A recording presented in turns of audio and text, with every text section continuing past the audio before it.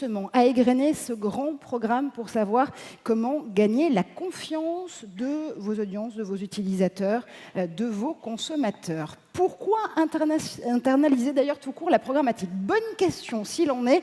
Évidemment, pour gagner en transparence et en efficacité, c'est ce que Rémi Merckx pour Radisson Hotel Group et Sandra Castellini pour Accenture Interactive s'apprêtent à nous dire sur cette scène.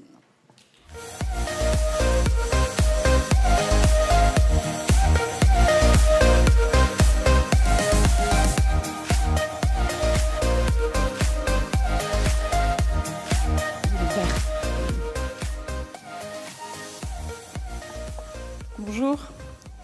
Bonjour. Donc pourquoi internaliser le programmatique? Avant de traiter ce sujet, déjà, qu'est-ce que le programmatique? On voulait le rappeler en 2 mots en introduction. Donc le programmatique, c'est un mode d'achat publicitaire digital qui est automatisé et qui s'appuie sur un certain nombre de technologies qui vous permet, notamment à partir des données que vous connaissez sur vos audiences, de mieux les cibler. Ce sont des données anonymisées, je précise.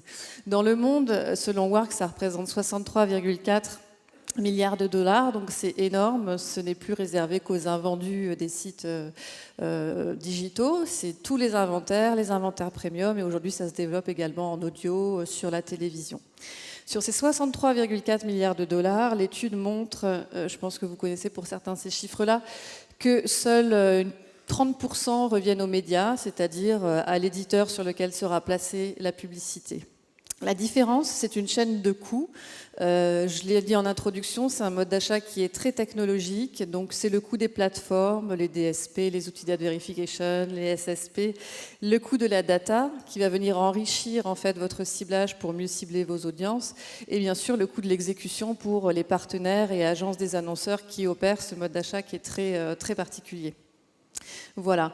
La difficulté aujourd'hui, c'est que sur cette chaîne de coûts aujourd'hui, il y a une très forte opacité, il y a une perte de confiance des annonceurs dans la transparence de cette chaîne de coûts.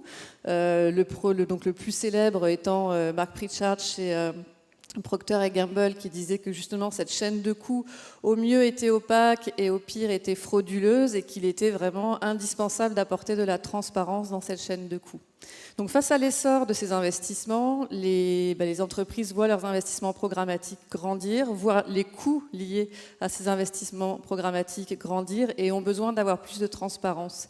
Et aujourd'hui, c'est pourquoi certains d'entre eux démarre une démarche d'internalisation du programmatique, et c'est donc notamment ce qu'a démarré Radisson cette année avec Accenture Interactive. Merci Sandra. En effet, c'était la black box de l'investissement média qui nous a fait réagir. Et on a lancé un plan stratégique à 5 ans, il y a à peu près 1 an maintenant, avec notre équipe de management. Et l'un des 25 sujets couverts par le plan à 5 ans, c'était l'investissement média.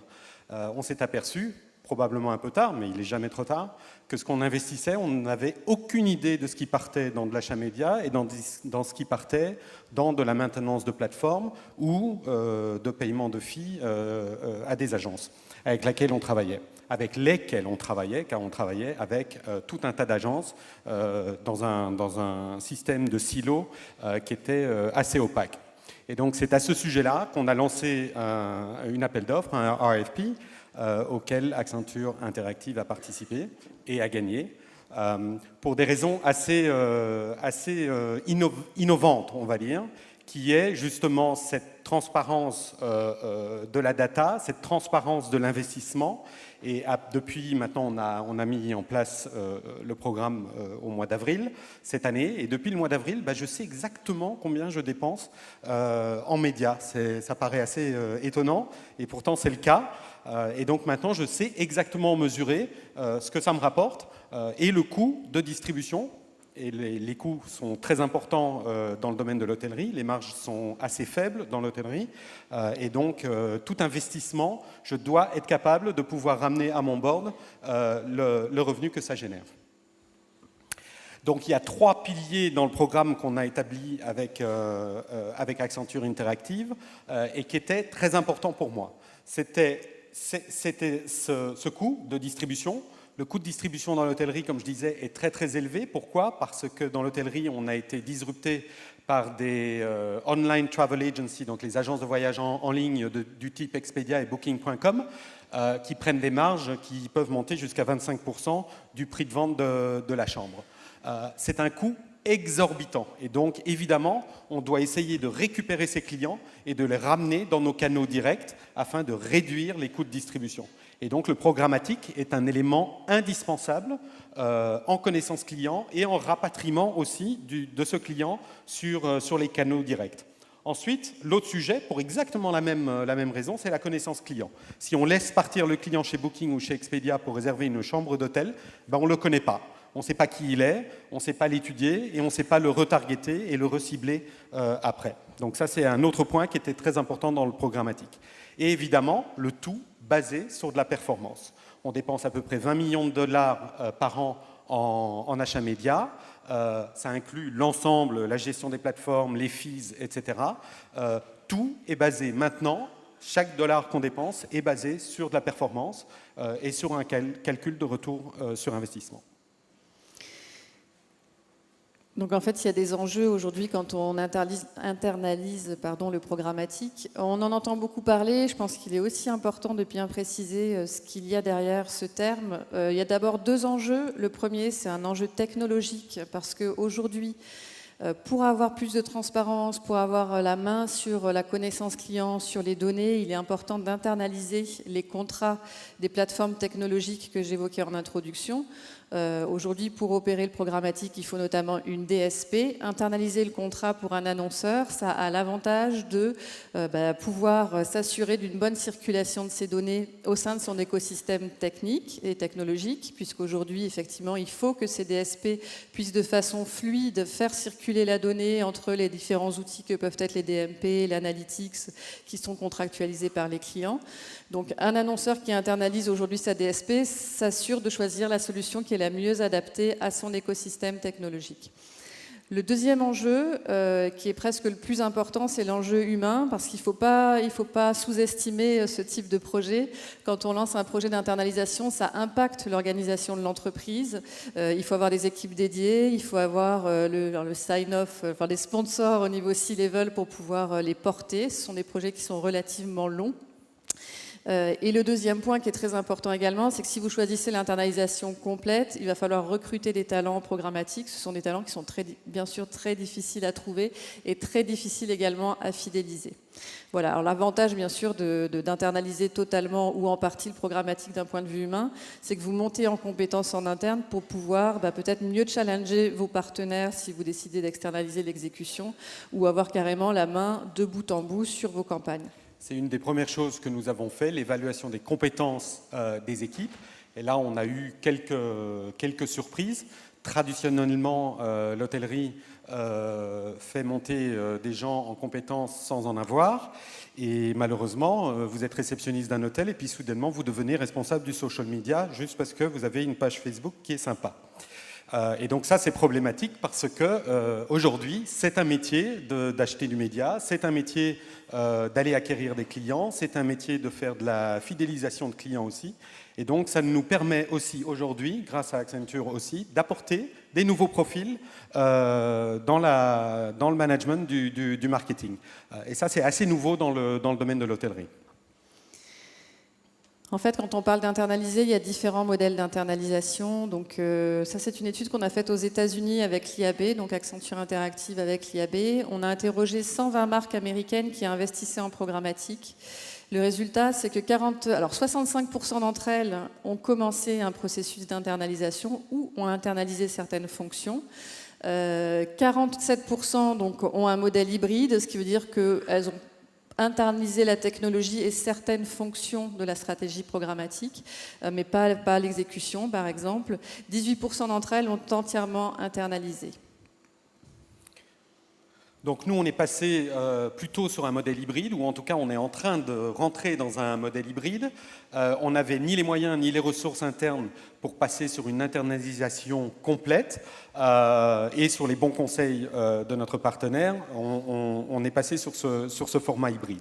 Qu'est-ce qu'on a fait pour s'engager dans ce processus. 5 étapes clés qu'on a définies avec Accenture Interactive, qui pour moi, la première était la plus importante. C'était l'analyse de l'existant. Pourquoi elle est très importante? C'est que c'est un assessment d'où vous êtes, ce que vous avez et ce que vous faites aujourd'hui, et là où vous voulez aller.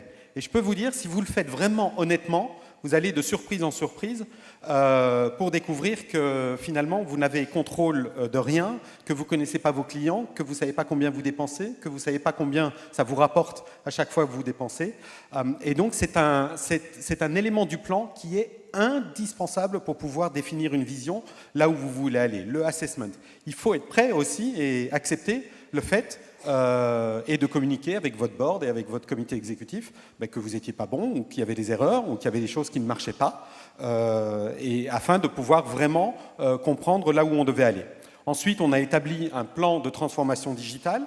Alors ça, évidemment, c'est un truc qui est très à la mode, hein, la transformation digitale. On veut mettre de la digitalisation un peu partout, mais elle est très importante et elle doit correspondre au parcours client.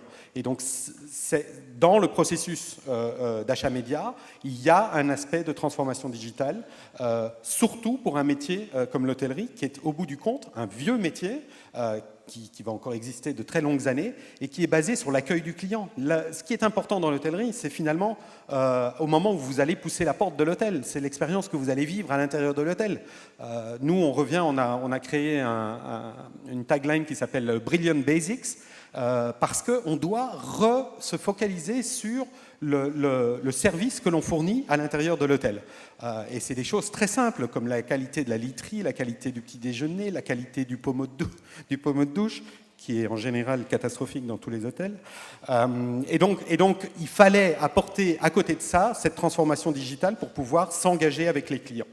Ensuite, on a eu une période, et on a une période assez courte finalement, de migration technologique, où on est passé d'une plateforme très opaque et qu'on ne connaissait pas beaucoup pour nos achats médias sur cette nouvelle plateforme. On a fait ça en 6 semaines avec les équipes d'Accenture Interactive. Autant vous dire que ce ont été 6 semaines où j'ai pas beaucoup dormi, parce que je ne savais pas comment ça allait se passer. Et évidemment, à partir du moment qu'on parle de dépenser de l'argent, c'est important que tout ça fonctionne bien. Donc il y avait une règle pour moi dans cette migration, c'était business as usual. On ne perd pas de business. Et tout ça a bien fonctionné et ça roule maintenant depuis près de 4 mois. Ensuite, c'est l'exécution. On est en plein dedans. On est encore au tout début. Puisqu'on s'est engagé sur un plan à 5 ans aussi avec Accenture. Et donc, on est en train de développer ce plan média et ce plan d'achat et de programmatique avec Accenture. L'étape suivante, on n'est pas encore là, mais qui pour moi va être cruciale, c'est l'optimisation agile. C'est-à-dire que chez nous, on passe vraiment d'un extrême à l'autre, où on planifiait nos achats sur une année complète et on ne déviait jamais de cette trajectoire et bien évidemment il était hors de question d'obtenir plus de budget. Aujourd'hui, l'histoire est très différente. On passe sur une planification très agile. Nos hôtels, un jour ils sont occupés, un jour ils sont vides. Et on doit pouvoir établir des campagnes marketing d'un jour sur l'autre pour pouvoir combler ces trous que l'on a en termes de taux d'occupation dans nos hôtels. Et on s'est aperçu que le canal digital était un canal très efficace et très agile pour pouvoir faire ça. Mais évidemment, nos investissements financiers et nos investissements marketing doivent pouvoir suivre. Je dois pouvoir dire, je vais prendre 50 000 ici et le mettre sur un autre canal si on en a besoin. Ou j'avais prévu de dépenser 50 000 pour Londres, je vais dépenser 50 000 pour Singapour parce qu'on a besoin de plus de business à Singapour. C'est exactement le modèle dans lequel on s'est lancé aussi avec Accenture, c'est qu'eux puissent nous suivre dans cette capacité à être très agile. Donc vous voyez 5 étapes clés dans l'optimisation du programmatique et de l'achat média en général. Oui, ce qui est intéressant aussi sur l'optimisation, c'est que vous êtes en train d'abandonner le modèle last click et de travailler sur des nouveaux modèles d'attribution data-driven, ce qui est aussi très important parce qu'aujourd'hui, il y a encore une grande partie du marché qui est sur du last click quand il s'agit de la mesure de la performance des canaux digitaux. Absolument, et on construit ce modèle d'attribution réellement sur mesure par rapport à la flexibilité dont on a besoin dans notre métier. Donc voilà ce qu'on voulait partager avec vous. Nous, on continue cet après-midi avec un témoignage sur une internalisation technologique de DSP. Donc pour ceux que ça intéresse, rendez-vous à 16h où on témoignera avec Renaud de cette démarche. Voilà. Merci beaucoup. Merci Sandra. Au revoir. revoir.